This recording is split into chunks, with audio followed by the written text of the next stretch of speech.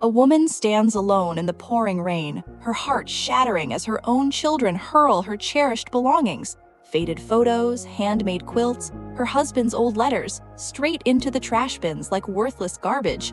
They sneer, "Pack up, Mom, you're going to a nursing home. We need this house now." But what they don't know is the twist that will flip their world upside down. They threw her things in the trash, saying, "You're going to a nursing home." But the nursing home was hers all along. If tales of hidden power, family betrayal, and triumphant justice make your pulse race and your eyes well up, smash that subscribe button and ring the bell for more heart-pounding stories like this. You won't regret it. Let's jump right in. Margaret Hayes had always been the quiet giver. At 58, she looked like any other grandma. Soft gray hair in a neat bun, warm smile, cardigans in pastel colors. But behind those gentle eyes was a woman who built something big in silence. 30 years ago, she started small. After her husband passed young from a heart attack, leaving her with 2 kids and bills piling up, she refused to break. She took night classes in nursing and business, worked double shifts in hospitals, saved every penny. By her 40s, she quietly bought her first small care home, then another and another. Today, she owned Golden Haven Communities, a chain of 12 modern nursing homes across 3 states. Clean, kind places where elders felt loved, not forgotten. She kept it secret from her family. Why? Because she wanted her kids to stand on their own feet, not lean on her money.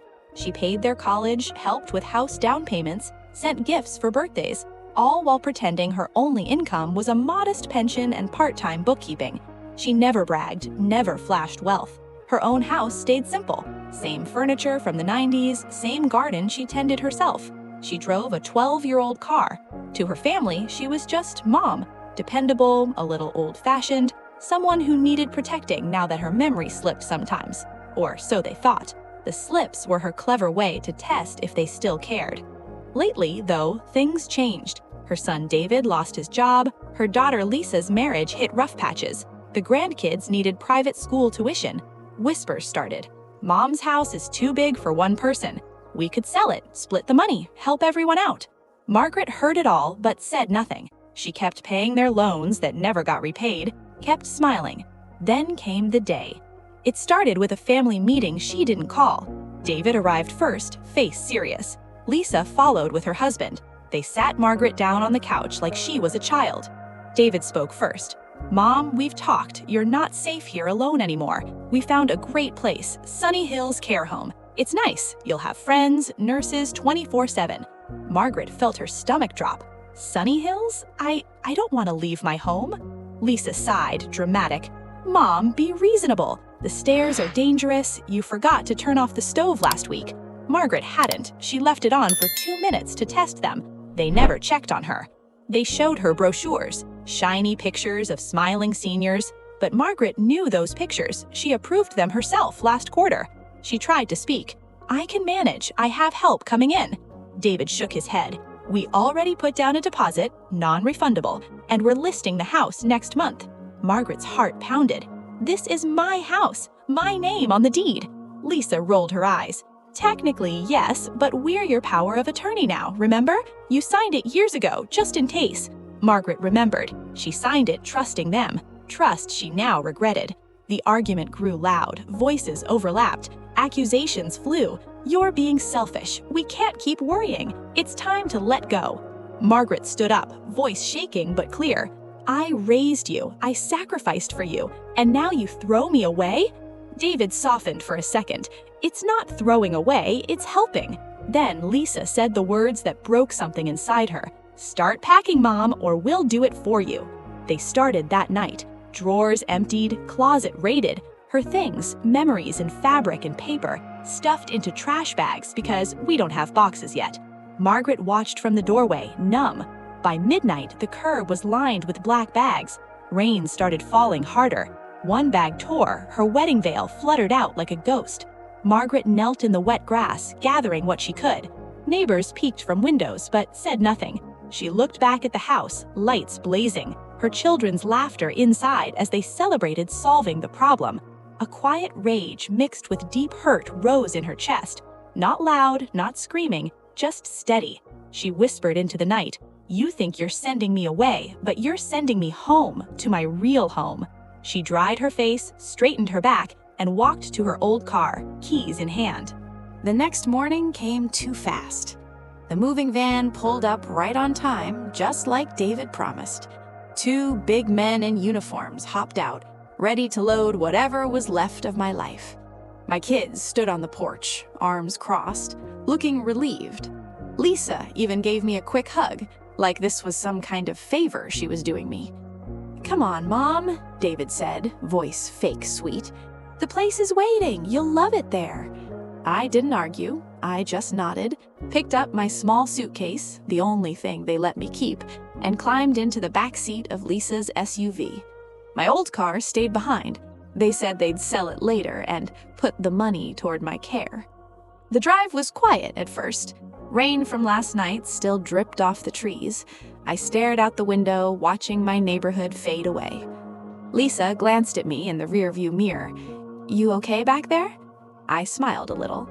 "I'm fine, honey, just thinking." David turned up the radio, some upbeat pop song. They chatted about their plans, how they'd repaint my house, maybe turn my bedroom into a home gym. I listened to every word. Each one felt like a tiny knife. After about 40 minutes, we pulled into the long driveway of Sunny Hills Care Home. The building looked warm and welcoming. Fresh white paint, big flower beds, wide windows letting in soft light. A sign out front read, "Golden Haven Sunny Hills Campus." My sign, my place. The front doors opened automatically. A kind-faced nurse named Carla stepped out to greet us. She was one of my best employees, been with me for 12 years. Her eyes lit up when she saw me. "Miss Margaret, we weren't expecting you so soon." She rushed over and gave me the warmest hug. "How are you feeling today?" I hugged her back. "Better now, Carla." David and Lisa exchanged confused looks. Lisa stepped forward. "Hi, we're dropping off our mom. She has a room reserved. Last name Hayes." Carla's smile froze for a second. She looked at me, then back at them. "Reserved? Oh, I see." She turned to me, eyes full of understanding. "Would you like to come inside first, Miss Margaret? We can get you settled." David frowned. "Wait, why are you calling her Miss Margaret? She's just a resident." Carla kept her calm smile. "Because that's how we address our owner." The words hung in the air like thunder. Lisa laughed nervously. "Owner? No, you must be mistaken. She's our mom. She's moving in." Carla looked right at me. "Should I show them, ma'am?" I took a slow breath. My heart was pounding, but not from fear, from something stronger. "Yes, Carla, please do." She led us inside. The lobby was bright and peaceful, soft music playing, fresh coffee brewing, a few residents sitting in cozy chairs, chatting and laughing. Everyone who worked there knew me. As we walked past the front desk, the receptionist waved. "Good morning, Mrs. Hayes. So good to see you." David's face went pale. Lisa gripped her purse tighter. We stopped in front of a big framed photo on the wall. It showed me cutting the ribbon at the grand opening of Sunny Hills 5 years ago. Underneath, the plaque read, "Founded and owned by Margaret Hayes, caring for families since 1995. Lisa stared at the photo. This can't be right." I turned to them, voice steady. "It is right. This is mine. All 12 homes are mine. I've owned them for years." David's mouth opened, then closed. You never told us." "I never told you because I wanted you to build your own lives. I paid for your schools, your houses, your mistakes. I gave quietly so you wouldn't feel like you owed me. But now I see what that quiet gave you." Lisa's eyes filled with tears. "Mom, we thought you needed help. You thought I was weak. You thought my house was yours to take. You threw my memories in the trash like they meant nothing." Carla stepped in gently. "Would you like a tour, Mrs. Hayes? Or should we handle the paperwork first?" I looked at my children. Their faces were a mix of shock, guilt, and something else. Fear. "Let's start with the paperwork," I said softly, "because from today, things are going to be different." As we walked down the hallway toward my office, the one I kept just for visits, David whispered, "Mom, please, we didn't know." I didn't answer. Not yet. The twist was only beginning. We walked down the quiet hallway in silence. My office door was at the very end, simple wood with a small brass plate that read, Margaret Hayes, founder and owner. David kept glancing at the name like it might disappear if he blinked. Lisa's heels clicked too loud on the polished floor, each step sounding more nervous than the last. I pushed the door open. The room smelled like fresh coffee and the lavender candles I always kept burning. My desk was neat, stacks of resident files, a framed photo of me with the first group of elders we welcomed here back in 1995, and a big window overlooking the garden where residents were watering flowers and chatting in the sunshine. Carla followed us in and closed the door gently. She handed me a folder without a word. I sat in my chair, the one with the worn leather that still felt like home, and motioned for David and Lisa to sit across from me. They didn't sit right away. David rubbed the back of his neck. Mom, this is crazy. You own this place? All of it? I opened the folder slowly, letting the quiet stretch. Yes, and the 11 others like it. I built them one by one, started with nothing but night shifts and hope after your dad died. I kept it secret because I didn't want you two to think money was the only thing that mattered. I wanted you to learn hard work, gratitude, responsibility. Lisa's voice cracked. We thought you were struggling. The old car, the simple house. We felt bad for you. We thought we were helping by taking over. Helping, I repeated softly. The word tasted bitter. You threw my wedding veil in the rain. You laughed while you packed my life into trash bags. You signed papers to move me here without even asking if I wanted to go. David leaned forward, eyes pleading. Mom, this is scary. My job's gone. Lisa's going through a divorce. The house money would have fixed everything for us, for the grandkids. We didn't mean to hurt you like this. I looked at him for a long moment. My sweet boy who used to run to me with scraped knees. Now he looked small. You meant to take what wasn't yours. You used the power of attorney I gave you out of love to hurt me. That's not fear. That's greed wearing a mask. Lisa started crying quietly. What happens now? Are you kicking us out of the house? Cutting us off? I turned the folder toward them. Inside were copies of the power of attorney document, dated years ago, and a new page I'd had my lawyer prepare last month, just in case. A revocation form, signed by me, effective immediately. I could take the house back. It's still in my name. I could sell it tomorrow and use the money to help the residents here. New wheelchairs, better meals, more activities. Or I could let you keep living there with conditions. David swallowed hard. Conditions? First, you repay every loan you've never paid back. Every dollar I quietly sent for college, cars, down payments, with interest. Second, you volunteer here 2 weekends a month, not as visitors, as helpers, changing beds, serving meals, listening to stories from people your age dismisses. Third, you apologize, not just to me, but to every resident who ever felt thrown away by their own family. Lisa wiped her eyes. And if we don't? I met her gaze steadily. Then the locks change tomorrow. The realtor I already called will list the house, and your access here as family ends. No more Sunday visits unless you're invited. No more using my name to get favors. Nothing. The room went so quiet I could hear the clock on the wall ticking. David broke first. Mom, please, we messed up, badly, but we're still your kids. Tears stung my eyes, but I didn't let them fall. You stopped treating me like your mother the moment you dumped my things on the curb. Now you get to learn what it feels like to earn trust back.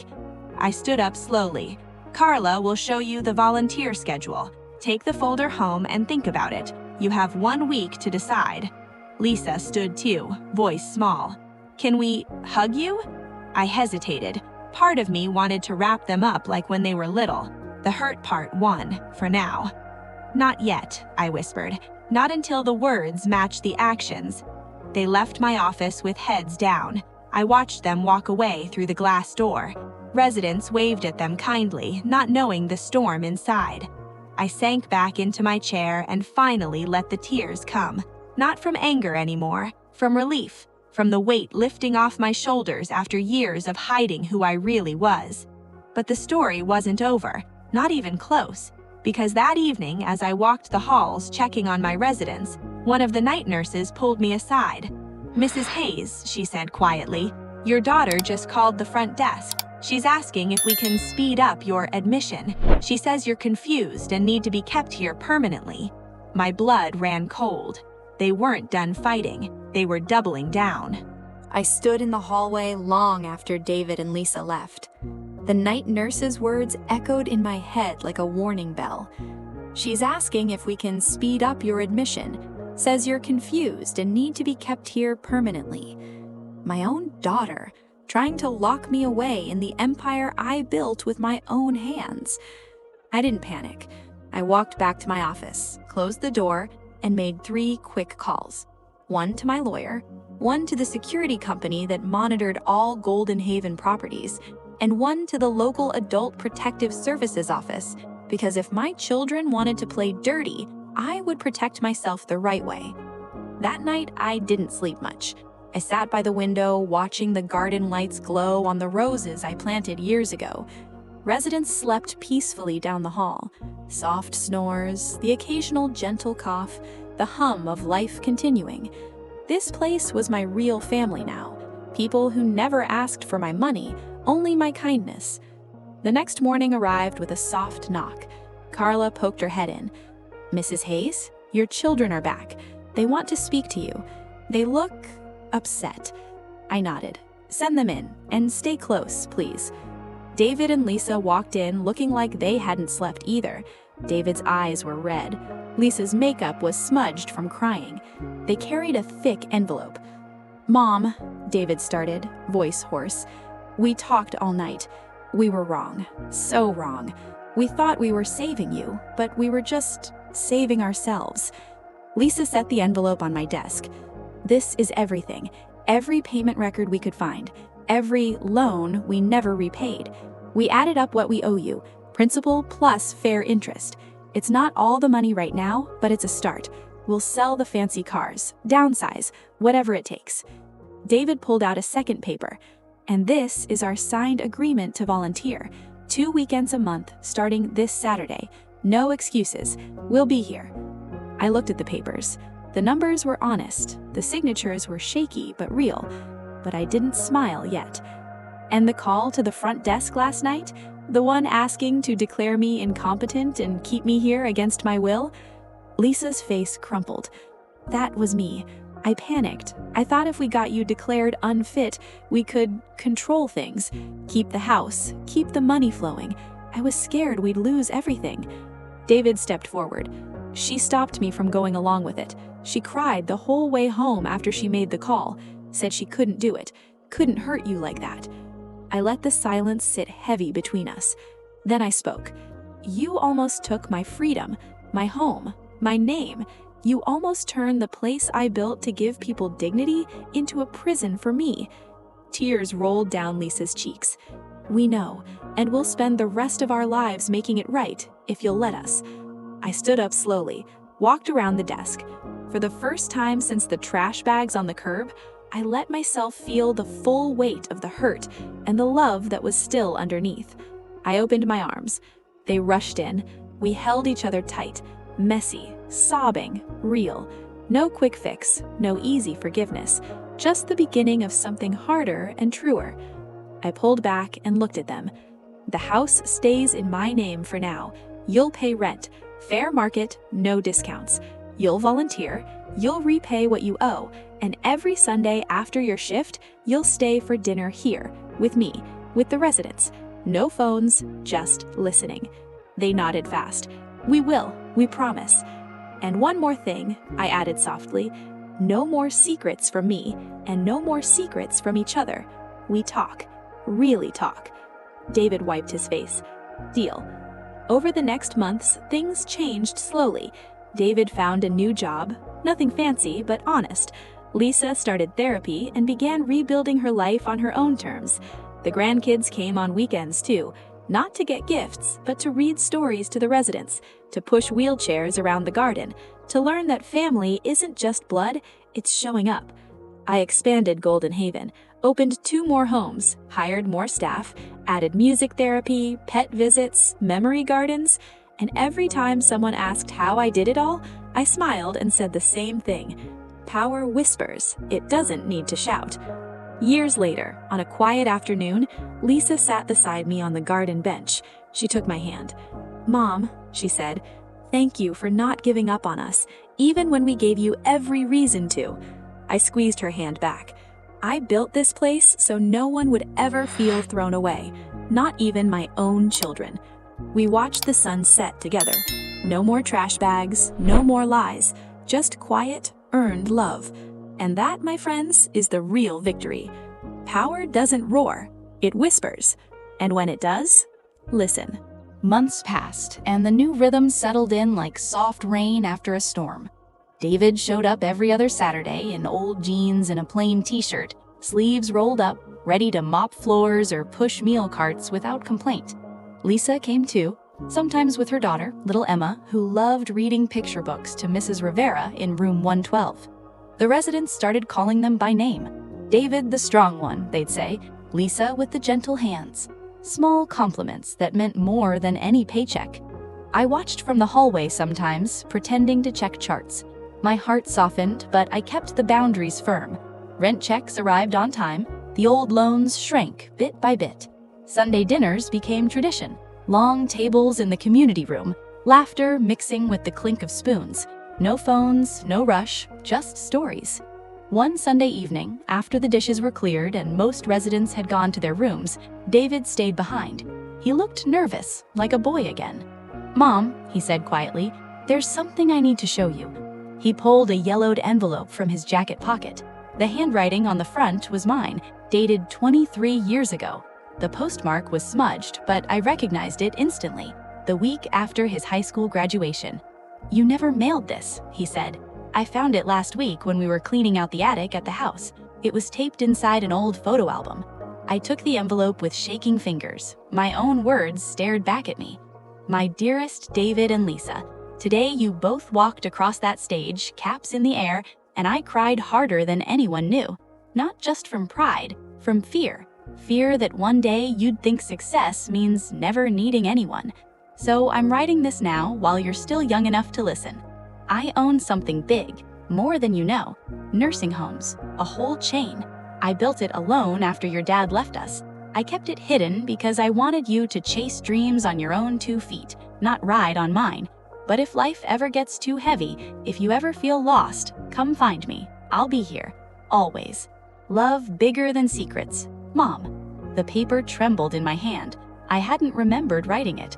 Or maybe I'd buried the memory so deep it felt new again. David's voice cracked. "You were going to tell us. You just never did." I looked up. Tears blurred the room. I was waiting for the right moment. Then life kept moving. Bills, your college, the next home to open. I told myself soon. Soon turned into years. Lisa walked in then. She'd been listening from the doorway.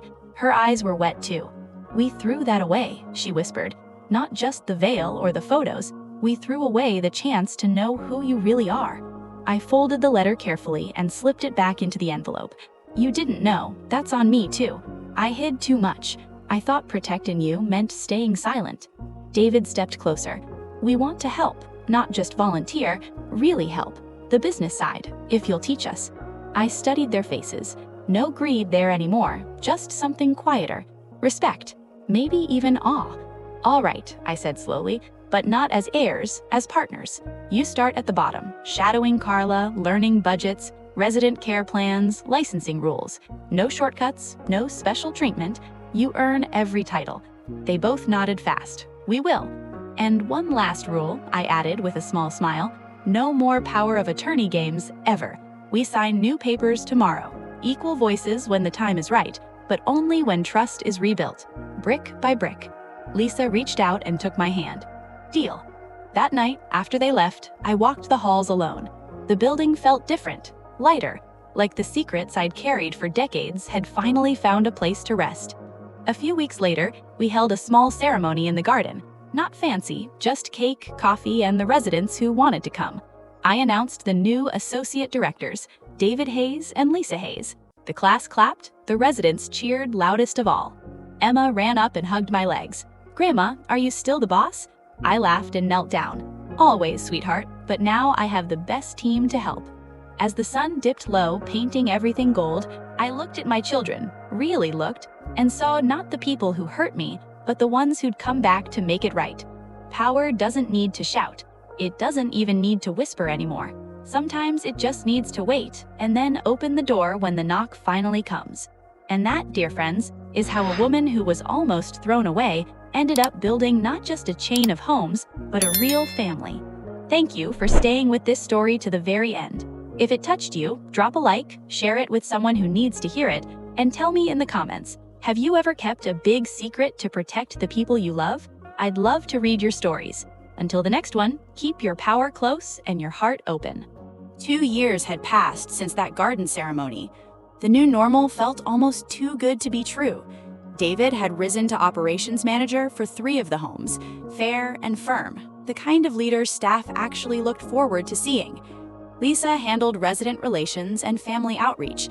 She'd turned the Sunday dinners into a monthly open house that families from miles around started attending. Grandkids Emma and little Noah ran through the halls like they owned the place, hugging residents and helping plant flowers. I was 61 now, still sharp, still walking the halls every morning with my coffee. The chain had grown to 18 homes. We'd added memory care wings, therapy dogs, even a small theater for movie nights. Reporters called me the quiet queen of elder care. I always laughed it off. Just an old lady who loves people, I'd say. Then came the rainy Tuesday. A courier arrived at the main office. No uniform, just a plain brown envelope sealed with red wax. The receptionist handed it to me with a puzzled look. "It's addressed to you personally, Mrs. Hayes. No return address." I took it to my office, closed the door, and sat down. My name was written in careful, old-fashioned script. Familiar, but I couldn't place it right away. Inside was a single sheet of paper and a small key taped to the bottom. The letter read, "Margaret, if you're reading this, I've already passed. I'm sorry I never told you the full truth. Your father, my husband, didn't die of a heart attack when the kids were small. He left us, willingly. He took half our savings and vanished. I let everyone believe he was gone forever because the shame was too heavy. But he didn't disappear completely. He started a second life in a small town up north, changed his name, remarried, had another daughter. Her name is Elena. She's 32 now. She knows nothing about you or David or Lisa. I kept one secret from you all these years. I bought the first nursing home with the money he left behind. Money I fought in court to get back after he tried to hide it. Every home after that built on that foundation. But the chain's original deed, the one that ties everything together legally, is locked in a safe deposit box at First National Bank downtown. The key is with this letter. Elena reached out to me last year. She found old photos, birth records. She wants to meet her half-siblings. She's not after money. She's a nurse herself, works in pediatric care. She just wants family. I'm gone now, so the choice is yours. Tell them or don't. But the safe deposit box is in your name. The contents belong to you, and maybe, if you choose, to all of you. Forgive me for the silence. I thought I was protecting you. Maybe I was wrong. With more love than I ever showed, your mother. My hands shook so hard the paper crinkled. My mother had passed 6 years ago. Quiet funeral, simple will. She'd left me a small savings account and her house. I thought that was everything. I wasn't just the builder of Golden Haven. I was carrying the echo of a betrayal my mother had buried deep, so deep she never even told her own daughter. I stared at the key, then at the framed photo on my desk. Me, David, Lisa, and the kids, smiling in the garden last summer. I had a choice now, a real one. That evening, I called David and Lisa over. No warning. They arrived looking worried, probably thinking I was sick or angry about something small. I sat them down in the community room after hours. The lights were low, rain tapping the windows. I placed the letter and key between us. "Read it," I said softly. They did, in silence. When they finished, David's face was white. Lisa covered her mouth. "A half-sister?" Lisa whispered. "We have another sister?" I nodded. "Mom never told us. She thought it would hurt us more. But Elena's out there. She's family. And there's more. Legal papers in a bank box that could change how the company is structured. Maybe shares, maybe nothing. I don't know yet. David looked up, eyes shining. Do we meet her? I took a deep breath. I think we should, but only if we're ready. No secrets this time, no hiding. We tell her everything about the past, about what happened 2 years ago, about how we almost lost each other. She deserves the truth. Lisa reached across the table and took my hand. Mom, we almost did the same thing that Grandpa did to Grandma. We almost walked away for money. I squeezed her hand back. But you came back. That's the difference. We sat there a long time, the rain the only sound. The next week, I opened the safe deposit box. Inside, the original incorporation papers from 1995, a second will my mother wrote but never filed, and a sealed letter to Elena Hayes if she ever asks.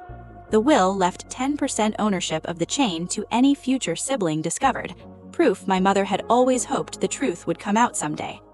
We met Elena on a sunny Saturday in the garden. She looked like Lisa, same eyes, same quiet smile. She brought photos of our mother as a young woman, ones we'd never seen. We cried, we laughed, we told stories, some painful, some beautiful. She didn't want the shares. She wanted Sunday dinners. She wanted to volunteer. She wanted siblings. And just like that, the family I thought I'd rebuilt grew one more chair at the table. Power doesn't whisper forever. Sometimes it opens an old envelope and says, "Here's the rest of the story. What will you do with it?" I chose to keep building, bigger, kinder, more honest, because in the end, the real empire isn't the buildings or the money, it's the people who finally stop running from the truth and start walking towards each other instead. Thank you for staying with Margaret's journey through every twist and tear. If this story moved you, hit like, share it, and drop in the comments, what secret changed your family forever? Or what would you do if an old letter arrived tomorrow? Until the next story finds us, hold your loved ones close and never stop listening when the past knocks. 3 years after Elena joined us, life at Golden Haven felt like a warm blanket on a cool evening. The chain had grown to 24 homes, each one brighter, kinder, more full of laughter than the last. David now ran daily operations across 2 states with quiet confidence. Lisa led training programs for new staff, teaching them the same gentle care she'd learned the hard way. Elena had become the heart of the memory care wing. Her pediatric nursing background made her magic with residents who were slipping away. Little Emma and Noah treated the place like their second home, organizing bake sales for new therapy equipment and calling every resident auntie or uncle. I was 64, still walking the halls every morning, still sipping coffee from the same chipped mug my mother gave me decades ago. The scars from that rainy night on the curb had faded to thin silver lines, visible only if you knew where to look. Then came the garden party. We held one every spring. Live music, homemade lemonade, residents in their best outfits dancing slowly under string lights. This year felt extra special. Elena's birthday. We'd invited her mother, our half-sister's stepmother, who'd become a quiet friend over the months. Tables groaned with cake and flowers, laughter floated on the breeze. I was sitting with Mrs. Rivera, holding her hand while she told me the same story about her honeymoon for the 3rd time that week, when Carla hurried over. Her face was tight. "Mrs. Hayes," she whispered, leaning close. "There's a man at the front gate. He says he's family. He has proof." My stomach dropped like it hadn't in years. I excused myself and followed Carla to the lobby. Through the glass doors stood a tall man in his late 50s, graying hair, sharp suit, eyes that looked eerily familiar. He held a thick folder and a small wooden box. He spoke first. "Margaret Hayes?" "Yes." "I'm Victor Lang. I was your father's business partner, the man you knew as Robert Hayes, the one who left when you were small." The room tilted. I gripped the edge of the reception desk. David and Lisa appeared behind me. Someone must have called them. Elena stepped up last, eyes wide. Victor didn't smile.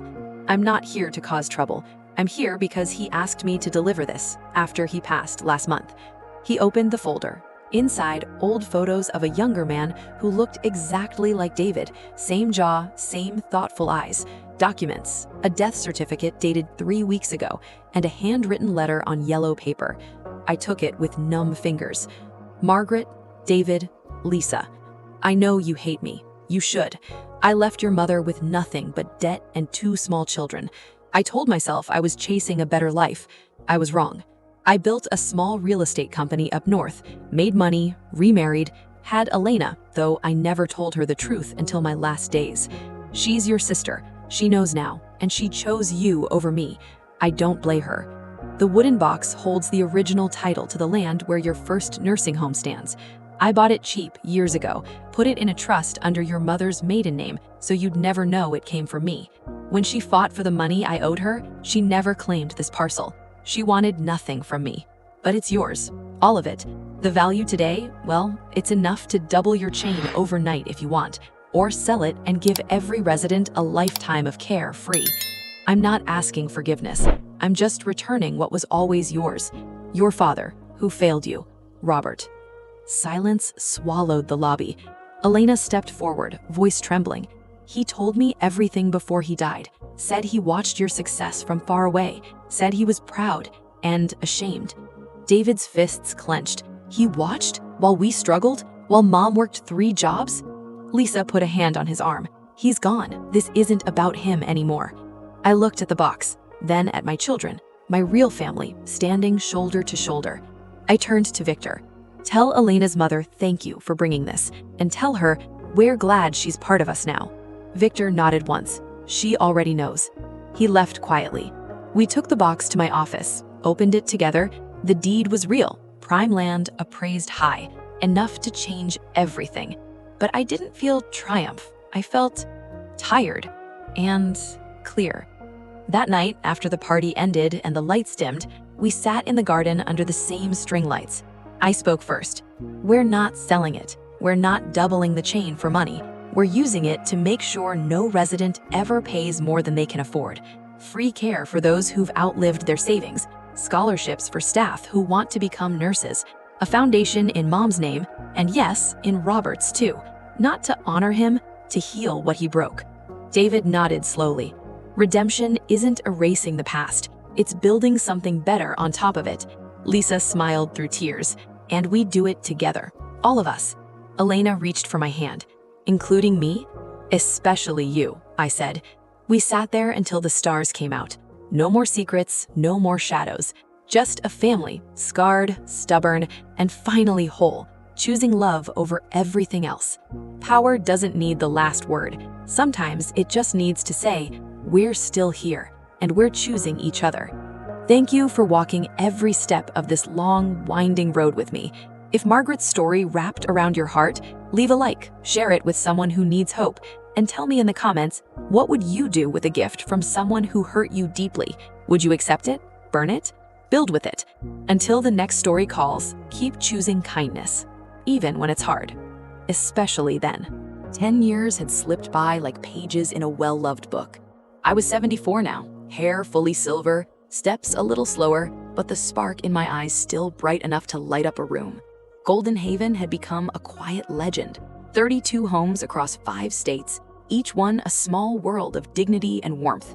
We never chased headlines. The headlines found us. The chain that cares, they called it. Where elders aren't forgotten, they're celebrated. The foundation we built with my father's returned land paid for everything no insurance ever covered. Free stays for those who'd spent their lives giving. Music therapy that brought memories back in soft melodies. Gardens redesigned so wheelchairs could roll right up to the roses. Staff got full scholarships to nursing school. Families who once felt guilty now came to volunteer because they wanted to, not because they had to. David ran the entire operation with the steady hand I always knew he had in him. Lisa and Elena co-led the heart of the company, resident experience and family reconnection programs. They'd turned what if we lose them into how do we help more people find each other. Emma and Noah, now teenagers, led youth ambassador groups. Kids teaching elders how to use tablets so they could video call great-grandchildren across oceans. One crisp autumn afternoon, I sat in the original garden at Sunny Hills, the same bench where we'd opened that envelope from my mother all those years ago. The roses were still blooming, stubborn and beautiful. A small crowd had gathered, not for a ceremony, just because it was Sunday, and Sunday meant stories. David wheeled my chair closer to the group. Lisa knelt beside me, tucking a blanket over my lap, even though I wasn't cold. Elena held my hand on the other side. The grandkids sat cross-legged on the grass, listening like they always did. Mrs. Rivera's daughter had come to visit. She looked at me with shining eyes. "Mrs. Hayes, My mom told me today she remembers her wedding again because of the music you play every Tuesday. She said to thank you, said you gave her back a piece of herself. I smiled, throat tight. She gave me back pieces of myself too, every time she told that honeymoon story for the 100th time. Laughter rippled through the group. Then silence fell, comfortable, full. I looked around at the faces I loved most, the ones who'd once broken my heart, the ones who'd mended it stronger. I used to think power was something you hid, something you whispered so no one could take it away, but I was wrong. Power isn't in secrets, it's in the moment you decide to open your hands and say, here, this hurts, but it's yours too. Let's carry it together. David's eyes glistened. You taught us that, Mom, every single day. Lisa leaned her head on my shoulder, and we almost forgot the lesson. Elena squeezed my hand, but you never gave up teaching. I looked up at the sky, clear blue, the kind that makes you believe tomorrow will be gentle. I didn't build this place to be remembered. I built it so people could be seen, really seen, before they're gone. A breeze moved through the roses, petals drifted down like soft confetti. I closed my eyes for a moment, feeling the warmth of the sun, the weight of hands holding mine, the quiet hum of lives continuing all around me. When I opened them again, I smiled at the circle of faces. Keep the light on, I whispered, even when it's hard, especially then, because someone somewhere is walking through the dark, and they need to see that someone left a lamp burning for them. The group stayed quiet a long time. No one rushed to speak. No one needed to.